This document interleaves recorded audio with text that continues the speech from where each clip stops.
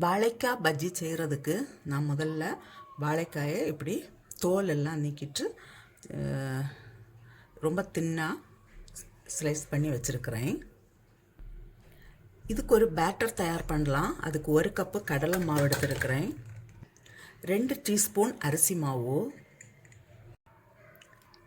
Chilli powder 1 teaspoon,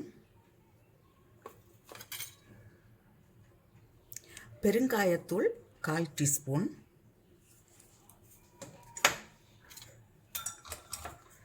இதுக்கு தேவையான அளவு சால்ட்டு,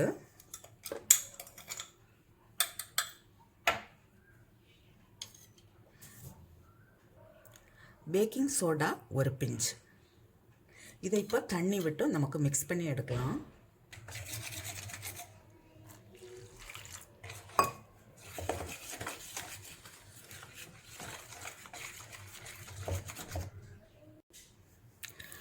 கட்டிகள் எதுவும் இல்லாமல் இந்த பதத்துக்கு நம்ம கரைச்சி வச்சுக்கலாம். இப்போது ஆயில் சூடாக்க வச்சுட்டு பொரிச்செடுக்கலாம்.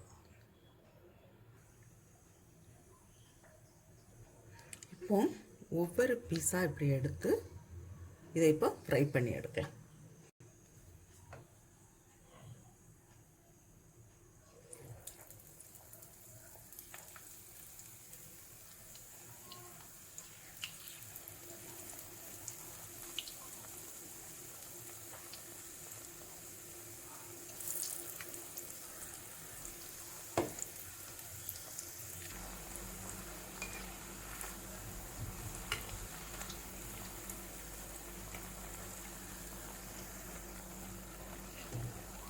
இது ஆயிடுச்சு. நான் இதை இப்போ எடுக்கிறேன். இதே போல் நமக்கு எல்லாம் செய்துட்டு பார்க்கலாம்.